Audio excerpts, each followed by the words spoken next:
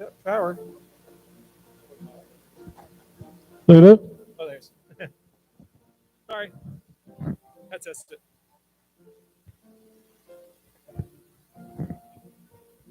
All right.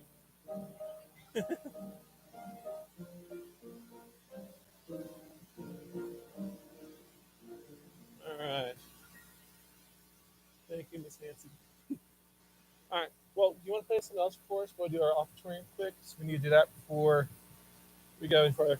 All right. Let's see. Who's going to ask? Shaylin and Dustin, y'all come up here and help, do the offering for us. I'll just have Miss Nancy play something soft. Won't take that long. And then while you're done with that, you can go ahead and turn to 1 Samuel 4. Okay? So let's go ahead and pray out the offering real quick. Lord, thank you. There's an offering about to receive. Lord, bless it and help it to where church going, Lord. We'll just pray that you bless the gift of the giver. In Jesus' name, pray. Amen.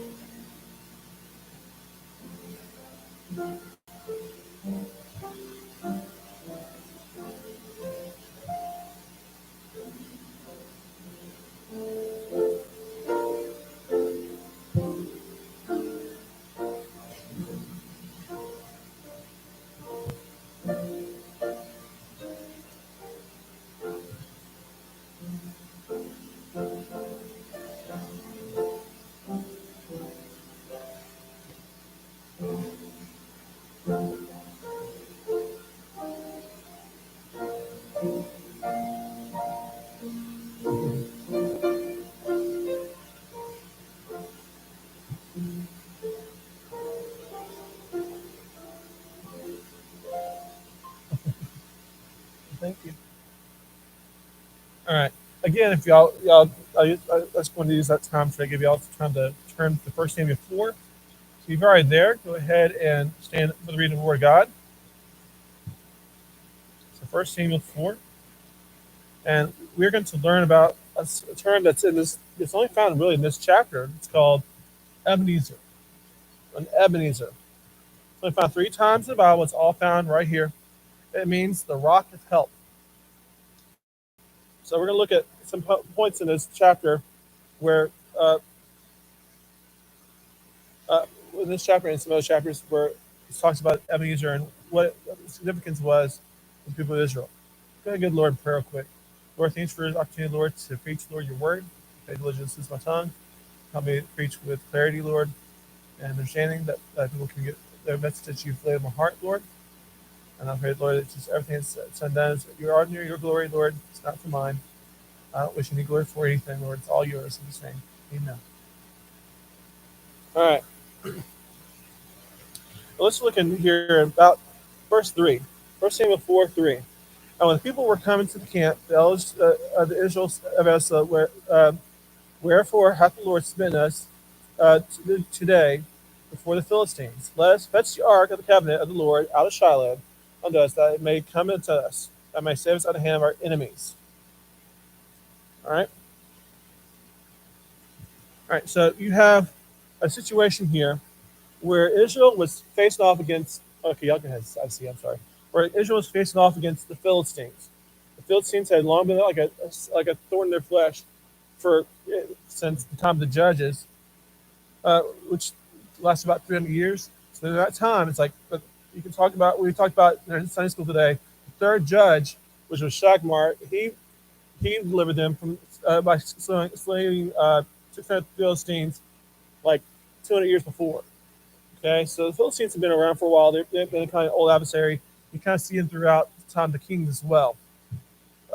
This is this group of people who had settled along the coast of Israel, and they had a pretty advanced army technology there. So they had some shields and some swords, and some ability to do some metalworking that the Israelites were able to do. So it kind of gave them an advantage in battle, and so they were kind of always a thorn in Israel's side. Um, so here we see them facing off against the Philistines. They had already had one battle against the Philistines, and they had suffered a major defeat. And where they met them at a place called Ebenezer. That's where Israel camped. Okay, it had been a place where there had been a stone erected that showed Israel's past victory. So Israel camped there, and they gone against the Philistines, and they had lost the battle. And so now here in verse 3, we see the elders saying, let's go get the Ark of the Covenant, because they had remembered, well, what happened in the wilderness? Well, they had got the Ark of the Covenant. Remember that you had the two men hold up Moses' hands, and Moses' hands were lifted up, and Israel prevailed. If his hands went down, they wouldn't. So there was kind of this idea of, well, if the Ark's here, then we're guaranteed to have victory somehow. But there's a problem, though. You see, the very first part of Samuel really kind of ties in with the book of Judges. Okay? After Joshua passed, here at the end of Joshua, at the very beginning of Judges, the book of Judges, we see that there is no leader to take over in Israel. There's no spiritual leader. So Israel kind of goes, throughout the book of Judges, what's right in their own eyes. And so they go through oppressor after oppressor. 7 different nations rise up and oppress them, and they turn from God 7 times. They have to turn back to God, and then God to deliver. He delivers them out the hand of their enemies, and they go right back to what they did before. It's that generational thing. Like they have peace for like a generation, they go straight back into war, straight back into oppression, and straight back into all the sin and everything they've just came out of. They're hard-headed like we are, right? We hate learning from mistakes. We think that all those people came before us, they're just dumb idiots. No, they're not. They're trying to warn you. They're saying, don't make the mistakes I did. You need to be heedful. But they weren't, so they kept on going in and out of these trials and things, and these different nations that would come up against them. All right, so First Samuel, they're coming out of that period of Judges, but they don't have a king yet, right? Samuel is actually the last of the judges. Okay, so here we see them. Israel's not really in a great spiritual state. Okay, that's why they keep on having these foreign powers rise up and take over them or try to oppress them and suffer these mass defeats because they weren't honoring God. God had a covenant with Israel as soon as they came to the promised land that if they would be his people, he'd be their God, and they would dwell in the land. Right? It's as long as they were faithful. There was a condition. As long as they remained faithful to God. And they were told, they were warned when they entered the land. They turned from God and they followed after false idols. That God would send adversity, that God would send oppressors, that God would send heathen nations to oppress them and to destroy them. And then, of course, they didn't heed the warning. Okay? So when God says he's going to do something, he will do it. You take him at his word. Okay? So we found here in 1 Samuel 4 that Israel camped at Ebenezer before facing the Philistines, and they suffered that major defeat. And of course, because they were following false idols, they thought that just bring the ark in, and it'll all be fine, right? Everything will turn out like it used to, And in fact, the Philistines, you look at what they say here.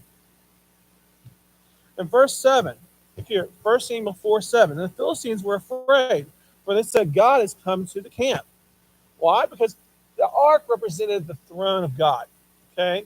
So wherever the ark was, that's like saying, here's God's presence. This is God's throne here on earth. So even the Philistines, when they saw the ark, they went, you know what? Now they got somebody. Right? Before they were fine with God. Maybe that's why they lost. Now they have the ark. We know that represents God's presence. It's pretty sad because that's the heathen nation. They have more respect for God than Israel did. That's bad when your enemies have respect for the God you serve than you do. That should never be the case. We should know who we serve. We should never be fickle about that. And they said, woe unto us. They're like, whoa, we're in trouble. For there hath not been such a thing heretofore. Woe unto us, who shall deliver us out of the hand of these mighty gods? These are the gods that smote the Egyptians for all the plagues in the wilderness. So they knew Israel's history. I think it's interesting. Israel kept on ignoring their history and not learning from their past mistakes, but their enemies knew their history. Their enemies knew about who their God was. Their enemies knew about the victories God wrought in their life. But Israel had had forsaken it. They had forgotten. So instead of this being a good thing, it actually rallied the Philistines. It said, "Be strong and quit yourselves like men, O ye Philistines, and ye be not servants unto the Hebrews, as they have been to you. Quit yourselves like men and fight," because they had oppressed Israel before the past. So they're trying to rise back up again. All right. So what happens? Well, they have a battle, right? In verse 10 it says, "And the Philistines fought, and Israel was smitten." So Israel lost the battle again. This is battle number two. That's pretty bad. If you're like we're about to have some games tomorrow. If we lose the first two games, what do you think our chances are in the last game? You're kind of like going down here. Like, okay, my morale is pretty low at that point, right? That's what's happened. They've now went to two defeats. But they got to get rid of these guys, or else they're going to rise up and oppress them. All right, and they fled every man into his tent, and there was a very great slaughter. For there fell of Israel 30,000 footmen. That's a lot of people. And the ark of God was taken, and the two sons of Eli, Hophni and Phinehas, were slain. Eli was uh, he was the high priest of Israel at this time. He was Samuel's mentor, but uh, he did not do good when he raised his sons. He didn't raise them to fear the Lord like they should, and so they did evil in his sight.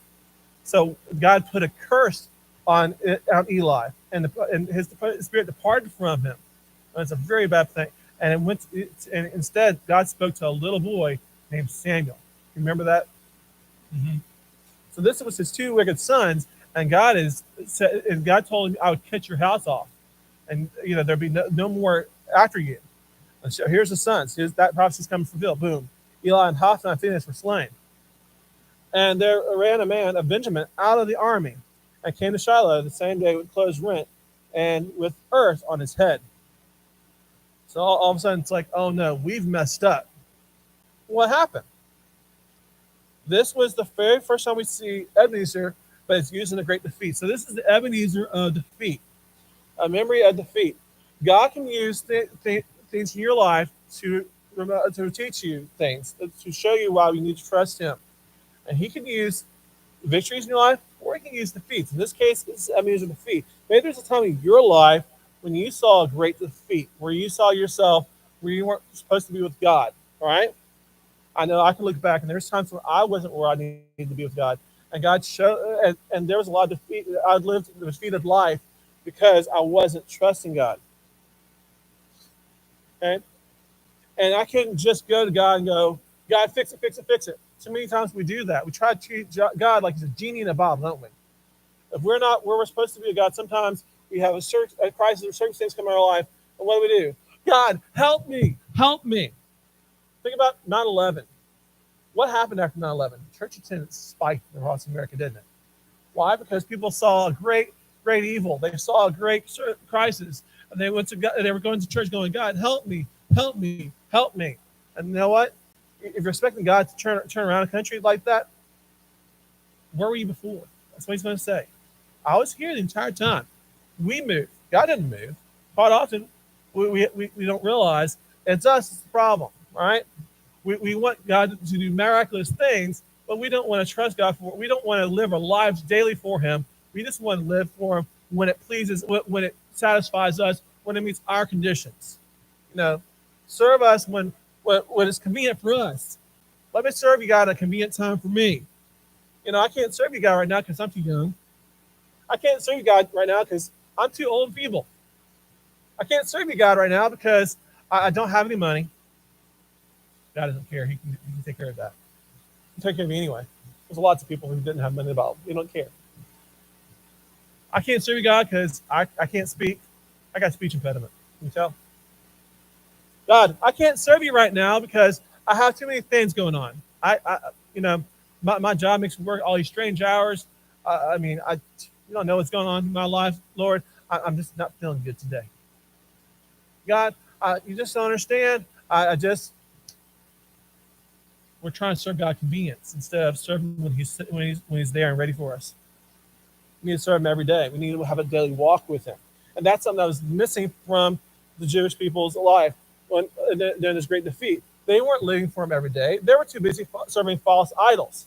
They're too busy worried about trying to get more money, the false god of money. They're too busy trying to follow the false god of the career ladder, trying to get the next position. I need the next pay raise. I need the next best thing.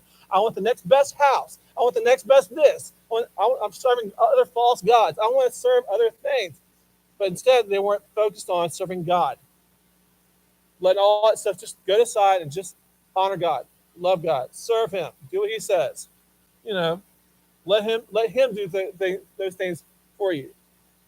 Let Him send those blessings your way. You don't have to go out and grab that stuff.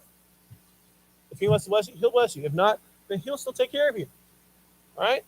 I had that problem. I got to college. I thought I have a college degree. God, you're going to have to just bless me with a good job. He did. For 3 years, I worked as a substitute teacher. That's not a very good job. Okay? You get paid pennies. Pennies. You feel like or peanuts. I don't know pennies, but peanuts. You feel like you don't get paid anything. It's every day you're waiting on somebody to call you saying, hey, we need you. You may not like this class. You may not. The kids might throw spitballs at you. They might make fun of you. Who cares? You know, we'll just need you to show up because this teacher was sick today. So you're just coming in. I did that for 3 years. I even came up here. I worked at Lowe's. I was kind of not any better really, because they didn't think much more money either. So it was just like I felt like I was just going day by day. Just what I do, Lord. I call it my wilderness experience because that's what I felt like. I felt like I had to learn to trust God every day for Him to provide for me daily because I couldn't expect it anymore. And God had to get upon my life and show me, you don't deserve anything. You don't deserve it. I don't owe you. You know, God had to show me He didn't owe me anything. That all I needed to do was trust Him. That's what it came down to. And anything I have was by grace. It's all by grace. We live by faith, or by grace through faith, right? That's how you're saved. That's how you live. That's how you live Christian life. It has nothing to do with God owing us anything. Because if all He did was save me, I'm blessed beyond measure. That's what I had to come down to. That God doesn't owe me a paycheck. God doesn't owe me a house. He doesn't owe me a family. He gives me those things because He loves me. And I love Him for that. And so I don't like when people try to say you got to earn your blessing. No, you don't. God loves you. You don't have to earn nothing. He'll never love you anymore, even less than He does now. He didn't hate Israel at this time when they went through this defeat. He still loved Israel. Okay? He just wanted to use that situation. And that's what He does. He uses bad situations to push us to Him. Because ultimately, He loves us. He does. But He lets those things happen in our life because He ultimately wants us to trust Him. He ultimately wants to take care us to put it all on Him so He can take care of it. He asks the impossible of us, not so we can do it, because He wants to do it through us. Look at 1 Samuel 5. So 5 and 6. I'm just going to talk through these. I want to read them because really, if I read through them, it'll take forever. I don't want to take all that time because y'all will be like, dude, we got practice today. Dude, I got to eat. Dude, we're taking forever. You already preached along. But I'll just kind of go through 5 and 6 for you. While the Philistines had the ark, see, they captured the ark in that battle. Okay? So they captured the ark. That means that God's presence is no longer in Israel. That's bad. I mean, not only had they turned from God, but now the ark's taken. So it's like the symbol of God's presence in Israel is gone. And now the enemy has it. Well, you think God really wants to be where the enemy is? No. I think it's interesting because they take it to their house of their god, Dagon. All right, if you don't know who Dagon is, okay. We have pictures of him, but you don't realize who it is. He's a guy with a pitchfork and a tail. He's half fish, half man. The Greeks called him Neptune. You might see him in Disney as King Triton, but that's Dagon. Okay? That's what he looks like. He's half fish, half man. The Philistines were a seafaring people, so they thought that he would take care of them on the seas. So this was Dagon. And so they put him in that house of worship. They're like, here, we're going to put you in front of our God. You know, they're all gods. We'll just put them all together. No. What happened when they come back the next day? Dagon's statue was face first in front of the Ark of Covenant. God had made Dagon bow down to him. He's this false god. He's like, nope, you're not going to be taller than me. You're dead. Put your face first. They send back up. Okay, maybe it was just a mistake. Maybe something just happened. Nope. Boom. Broke the statue. Now Dagon's shattered. And then God decides to send like a plague upon them. He gave them roids, which could be like hemorrhoids, I guess, but it could be like other types of boils and stuff. Anyway, it's very painful. So he puts them in great pain. So the Philistines proceed to send the ark from city to city, about 3 different cities, because everywhere the ark went, God would curse that city. He cursed them. And they're going, what in the world is this? And so what they do, they decide to return the ark in chapter 6. Okay? And they return the ark. But of course, the first place they returned the ark is first Israelite city didn't really respect the ark correctly, and so they paid.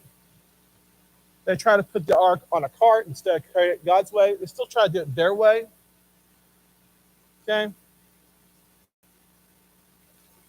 So for Israel to finally get the ark back, or like it should, we find here in chapter 7, and it's Samuel 1:7-3, how I want to get that Samuel actually leads Israel in a small revival and shows Israel that they can trust God. Before they can get the ark, before you can do anything, before you can expect his presence in their life, they need to first prepare for it. So look here, 1 Samuel 7:3. And Samuel spake unto the house of Israel, saying, if you do return to the Lord with your hearts, not just your actions, right? Don't just bring the ark covenant back. Turn to him in your hearts. This is a sincere revival. This is in your hearts. You really want God back. Then put away the strange gods and Asherah from among you. Prepare your hearts unto the Lord and serve him only. Not just put away from now. Come back to later. No. Get rid of them. Serve God only, and he will deliver you out of the hand of the Philistines. It's a very powerful verse, isn't it? It's like, if you really, really want God to work in your life, you're going to have to put away all those false gods. You're going to put away all the other junk. Okay? You can't serve the God of entertainment. You can't serve the God of money. You can't serve the God of jobs. You can't serve the God of cars. You can't serve the God of all the other good stuff that you like and that you want. Okay? You can't serve the God of self. I want me. You're going to have to put all that away and just serve God and God alone. He won't share. He doesn't play second fiddle. He doesn't share that preeminence with anybody else. It's God or nothing. Okay, just him. And then he says you got to serve him with all your heart. You got to serve him with sincerity. All right, he has to really be your Lord for him to really fight your battles for you. All right, trust in the Lord with all thine heart. Lean not to understanding, and all thy ways acknowledge him, and he shall direct thy paths. Right? You're letting him fight your battles for you by getting rid of everything else. Okay? So what happened? Okay? So they prepare for battle. And in verse 7 it says, and when the Philistines heard that the children of Israel were gathered together to Mespheth, the lords of the Philistines went up against Israel, and the children of Israel heard it, and they were afraid of the Philistines. So at first they're like, you know what? We've already lost twice. I don't know if we're ready for another battle. Last battle killed 30,000 of us. I'm not ready to die yet. But the children of Israel said to Samuel, cease not to cry to the Lord our God for us. He will save us out of the hand of the Philistines. Again, they're starting to go back in that, oh no. You better tell him to save us. He's like, no, you got to trust God. Don't just trust me to call on God for you. You got to trust him yourself. And Samuel took a sucking lamb and offered for a burnt offering holy unto the Lord. And then Samuel cried unto the Lord of Israel, and the Lord heard him. And Samuel was offering up the burnt offering. The Philistines drew near to battle against Israel. But the Lord thundered with a great thunder on that day upon the Philistines and discomfited them, and they were smitten before Israel. Right? How often do we do that? We want someone else, hey, you fix it, you fix it, you fix it, Pastor, you fix it. I'm in trouble. Somebody else, you fix it for me. I can't do this. But God's like, trust me. I'll lead you through it. I'll fight the battle for you. And what did he do? He fought the battle for him, didn't he? All right? It didn't say Israel did it. It said that God did it, right? But the Lord thundered with great thunder on that day upon the Philistines. Not Israel. God did. And they were smitten before Israel. That means it's like Israel was standing there and God did it in front of them. Here, I'll show you. Trust me, I will show you. All right? So we see, and it says in verse 11, and the men of Israel went to Mizpah and pursued the Philistines and smote them until they came into Beth-car. Here's the important verse. Verse 12. Then Samuel took a stone and set between Mizpah and Shen and called the name of it Ebenezer, saying, hitherto hath the Lord helped us. And so the Philistines were subdued, and they came no more into the coast of Israel. And the hand of the Lord was against the Philistines all the days of Samuel. Okay, remember, Samuel was the last judge. So he's using Samuel to deliver them from the hand of a oppressor. All right? So what was the difference? What changed it? Well, look at what happened. Before it was, let's just go get the ark. The ark's going to protect us. It's the ark, or is the God who is supposed to reside on the ark, right? Or is the presence of God that is supposed to be over the ark? It should kind of glory. Who are you trusting? Are you trusting the object or God? All right. Then they try to trust Samuel, but Samuel's like, no, don't trust me. Trust God. All right. It's like that's where it comes from. It comes from God. He wanted them to turn to God, and they did. And what happened? They saw a great victory. In commemoration of the victory, they set up a stone called it Ebenezer. Now, remember, this is a victory. This is Ebenezer victory. So we had Ebenezer defeat, we had Ebenezer victory. Okay? If you look in your life, there's plenty of these things that God's erected in your life. Plenty of memories that you can go back to. Because Satan's going to attack you. Remember? Our pastor's been talking about the devices of Satan, and he likes to throw a lot of things our way. He has what's called wiles. A wile is a stratagem, a scheme. He's plotting to destroy your life because he doesn't want you to have a relationship with God. He doesn't want you to have a testimony for God. So if we're going to see God move in our lives and bring us to trials and temptations, we have to choose first to trust him through those events. Okay? We got to start off by saying, today I'm going to go ahead and serve him. But as for me and my house, we will serve the Lord. Choose it this day, right? That's what Joshua said. That's what they had abandoned because, Joshua, guess what? I'm going to do my own thing. That's what they had to go back to. What do? You trust him today. Don't wait toward the battle. Don't wait until you're in the middle of a situation you can't get out of. All right? Trust him before that. And realize it's coming. Because just because you're saved doesn't mean, oh, life's going to be a nice bed of roses, right? No, there's still going to be trials. There's so many temptations. There's so many things that come your way. And you don't know what's going to hit you until it hits you. Okay? The purpose of the Ebenezer in our life is to show us God's faithfulness. That's what they're there for. To help build our faith and become like a shield, a defense against our enemy. So when Satan comes and goes, you're not worth it. You're not worthy. You are worthless. You can't do that. God doesn't need you. You go, you're right. I am just a sinner, saved by grace. I have nothing of my own. But look what God did. Look what God did here.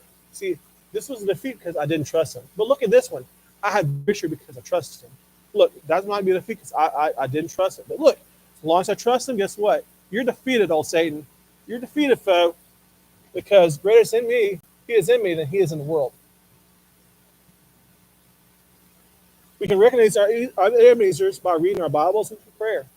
Right? As we read our Bibles and we see how God delivered Israel and God delivered the old saints of old, we can see in our lives how He's delivered us. We can see our failures. We can see it becomes like a mirror, right?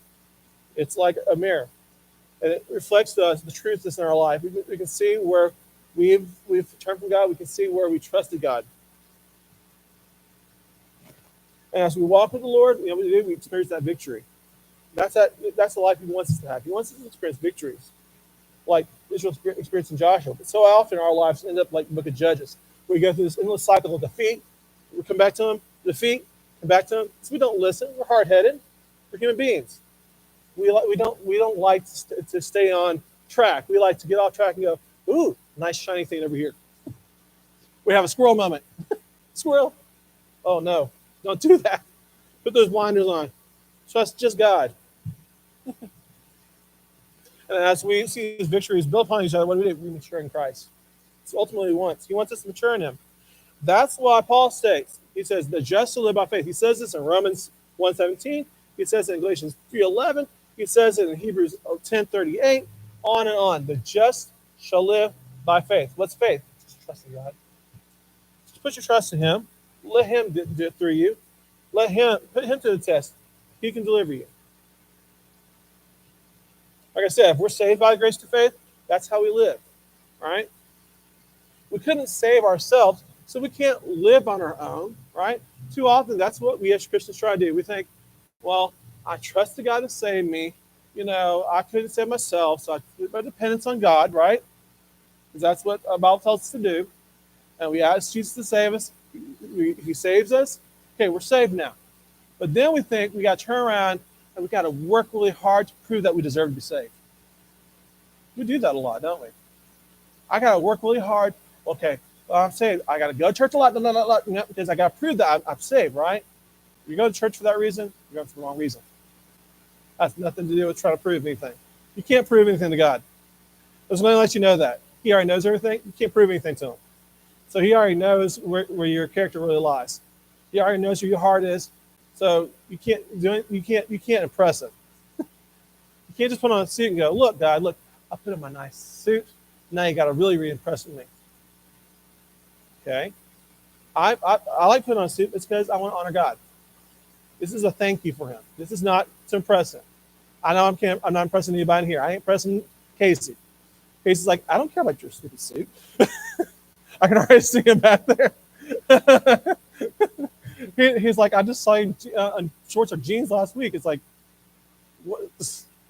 So I'm not impressing anybody. I'm not impressing God. This is my thinking. This is the way I honor God. This is one of the ways I do it. I come to God's house. Why? Because I want to be God's people. I want to fellowship with God's people. This is my way of saying, thank you, Lord. You died for me. You did all that for me. The least I can do is come to church and fellowship with your people. The least I can do is a thank you. It's a thank you. You're remembering what God did for you, and you're like, thank you, Lord. You're doing attitude of gratitude. Ooh, attitude of gratitude. It's always a good thing. Right? Paul said, whatever state I am, be content. Right? That state of contentment is gratitude. Important. So that's what those Ebenezers do. They make us thankful for what we have. They make us thankful for what God's done for us. All right. So how this affects us? It affects us because we're going to face opposition from the world, no matter what, right? I mean, He's always looking for ways to destroy you and your family and your faith. And if we're going to stand against His wiles, it requires making conscious effort to never lose sight of the victories God's provided in the past. We must continue to trust Him. We must see what He's done in our lives and continue to trust Him for victories in the future. If we become negligent and passive with God and don't listen to Him, then guess what? We are setting ourselves up to forfeit all that. And because we're saying, God, I can do this myself. I don't need you in my life. I don't need to pray to you. I don't need to read my Bible. I don't need you. I can deal with these problems myself. You know what He's going to do? Go ahead. What's going to happen? You're going to get steamrolled. You're going to go, what happened to me? Where were you, God? And You didn't need me. I'll only show up if you call me. I'm here. I want you to trust me. I'm going to ask you this question. Where are the Ebenezers God's placed in your life? I can think of the first Ebenezers He's put in my life. I remember the day I got saved. That was a great victory. It was. The day I realized that I was lost and there was nothing I could do about it. I couldn't go to church enough. I remember I grew up in church. Yeah, I had a drug problem. My parents dragged me to church every time the doors were open. Oh yeah. So I thought, yeah, look at me. I'm looking pretty good. I made a profession of faith when I was 4. I had gone forward in like a vacation Bible school, but I didn't go forward because my friend had. No, I didn't really feeling conviction. I didn't know. They just said, just bow your head. Do you believe this? You believe this? Sure. I've been in church all my life. I don't know any better. Sure, you asked me if Jesus died on the cross. Yeah. 4-year-old grew up in church all my life. I didn't know any different. I didn't know there was another way to believe. So my head knowledge was all there. I was like, I can quote you verses. I knew some verses because I learned in church a little bit. I had grown up in church, so I just thought, yeah, I'm pretty good. I've learned all these verses. I've dressed nicely. I went to a good Bible believing church. We used King James Bible. We did all this nice, good stuff. It's all good things. It's a good pat on the back, but it didn't save me. Okay, that was worthless in respect to the fact that I had never trusted God. I never placed my faith in God. So one day in 2000, I think it was June, about 30th, last Thursday in June 2000. It was in a camp, about to wrap up. I had been really bothered by a sermon I heard on Wednesday night. Because the preacher came up and preached on hell. I was so scared. And my heart was convicted. Thursday night, when the invitation came, I don't even know. The preacher had preached on something else, and I was still convicted the night before. And all I knew is I need to get saved. And I was afraid because I was like, what would my friends think about me? I grew up in this church my entire life. What are they going to say? That I was a fraud. That I was a phony. You mean you told me that you were saved for all those years and you never actually asked Jesus to save you? I was afraid. But it was my pride talking. So I had to ask myself, is my pride worth dying and going to hell for? Is my pride worth spending an eternity in torment? Is my pride worth it? The answer is no. It isn't. What does it mean? It doesn't matter, because those people that were there that night, I haven't seen most of them in years. And really, after I got saved, you know what? They all came up and hugged me. My pastor came up and hugged me. My people around me came up and hugged me. They were so grateful I got saved. I was like, wait, y'all are going to sit there and fuss at me? I felt like I pulled the wool over their eyes for years. I'd gone to church. I knew all these verses. I knew all this stuff. I played the good part, right? I didn't dress bad. I grew up in a good Christian home. I had to wear my suit, my little ties. I had my little clip-on ties because I didn't know how to tie ties. I had done the preacher boy thing at camp where I got to do the preacher boy competition. I sang the songs, Oh, good job, good job. Been on the quiz team. I quizzed and all those verses. Boom, boom, boom, boom, boom, boom. Yeah, I can do all that. We had memory verse, Bible memory test. I could sit there and ace that thing. Wow. I was like, look at me. It was all me. There was no God in that. It was nothing. It was not enough. Because it wasn't the things I was doing. It's the fact that I was missing the thing that mattered most, which is I didn't trust God. I didn't depend on God. So that was a victory. It was that became an Ebenezer because that's something I can look back to. When I meet somebody that doesn't know God, Christ, even if I don't remember every verse I've ever memorized, I can at least share that testimony, can I? That might help somebody else in here that is going to church all their life and has never really got saved. They may need to hear, you know what, your pride's not worth it. It's okay. We love you if you get saved today. But if you don't get saved and you die today, guess what? No church in the world is going to save you from hell. It's not. It could be a trial that God helped you through. I told you about when I got to college, I thought God owed me things. And God had to send me to a revival. I went to a revival I did not want to go to. And that was another time that he wrote a victory. He wrote a victory because I went to a revival and I realized that he didn't owe me. And so he used that revival to change my life because I decided to dedicate myself back to God. And that's something you can do over and over again in your life. You only get saved once, but you can rededicate your life to him over and over. You can feel yourself go straight. You can say, God, today I'm making a choice to serve you. You can do it every day. Okay? That's not getting saved again. That's a different thing. All right. It could be a tragedy that influenced your outlook. Tragedies can be Ebenezers, right? It can be big Ebenezers because they'll change how you look at life. When Jaleesa passed, I didn't know what I was going to do because I was like, hey, God, you wanted me to preach. Can I do that now? It's like, I didn't feel like, I feel like all life had been sucked out of me. That was Ebenezer because God showed me, I still can use you. I still want to use you. I can still be there in your life. He showed me he could still help me even though I didn't have that extra encouragement in my life that I had before. That became an Ebenezer. Look at some other Ebenezers, other saints in the Bible. Look at it's Bethel. Our church is called Bethel, right? And it was called that because there was a altar built at Bethel, right? Jacob built an altar there. We have reference in Genesis 31:13 and Genesis 35:3. Look at 31:13. Let's go back there real quick. Yeah, full time. I like this because this really does show you it's an Ebenezer because it's a stone of remembrance. That's what Ebenezer means. So 31:13. It says, I am the God of Bethel, where thou anointest the pillar. That's a stone, right? A pillar of stone. And where thou vowest a vow to me. Now arise and get thee out of this land and return into the land of thy kindred. Right? He was telling Jacob, you know what? I've already had a place for you. You're going to be here. You've worked for your Uncle Laban. You've gotten your wife you were searching for. Now get you out of this land. Go back to Canaan. Go back where I promised your father Abraham. All right? So you got to go back to Bethel, where he had set that stone of remembrance, right? So Bethel was important. It's also where Jacob wrestled with God, right? He wrestled with Jesus, and he touched his other thigh. He never walked in sin again. That was a big moment in his life, didn't it? Because he didn't forget it. It left a mark that was permanent. Okay, where God had an effect in his life, and he changed them forever. That's why he changed his name from Jacob to Israel.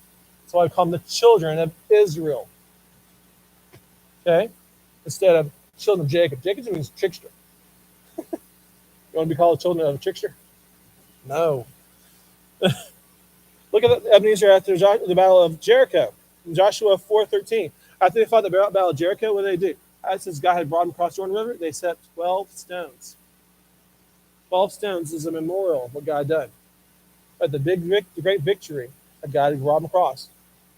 That was Ebenezer. It was a stone of remembrance. Sorry. Okay. Look at the Ebenezers and Apostle Paul's life. Think about all the stuff Apostle Paul went through. Think about all the things that he kept on telling people about. Look at 2 Corinthians. Let's go over there real quick. 2 Corinthians 11, verse 16. Just look at all the stuff God brought him through. If you think there's any person that should have quit, who should ever quit on God, it would have been Paul, the Apostle Paul. No. All the things he had to endure. If you think you're serving God, think that God should make everything nice, and you should have great abundance, and you should have this, these people who claim this prosperity gospel, they don't know Paul, the things that he had to go through.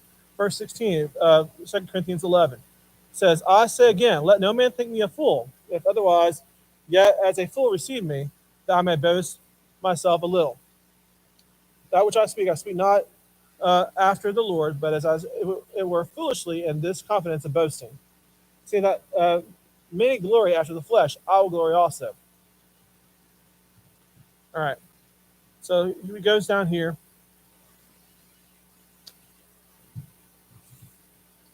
So it shows what some of the things he went through in verse 24. The Jews, okay, it says 23. Are they ministers of Christ? Am I more? And labors abundant, and stripes above measure, and prison more frequent, and death oft? 24. The Jews 5 times received 40 stripes, save one. 25. Thrice I was beaten with rods. Once I was stoned. Thrice I have suffered shipwreck.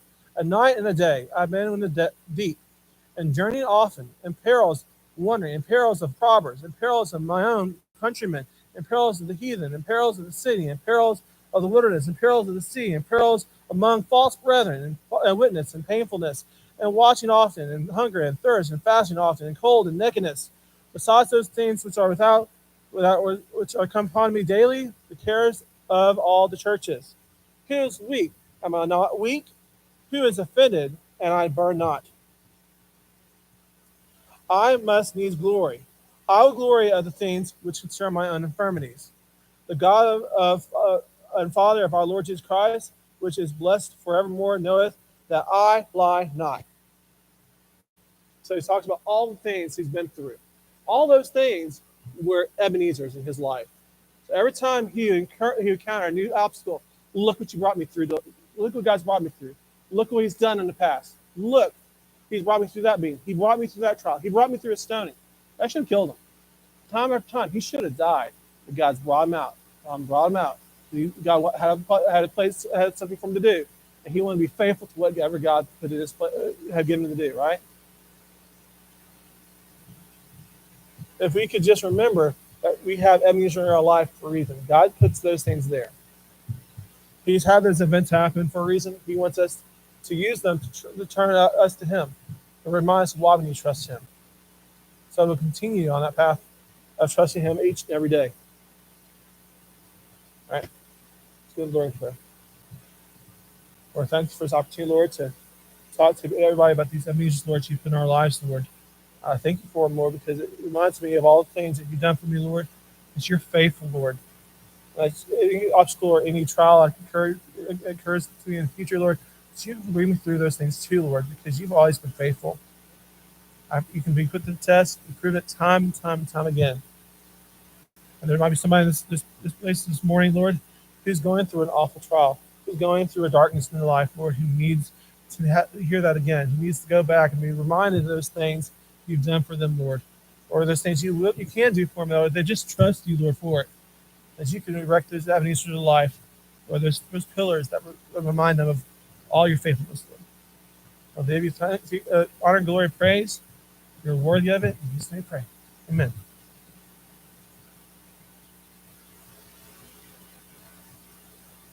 So if you want to come up this morning and pray, just offer waiting for you. So I'll just play verse 2. And then dismiss.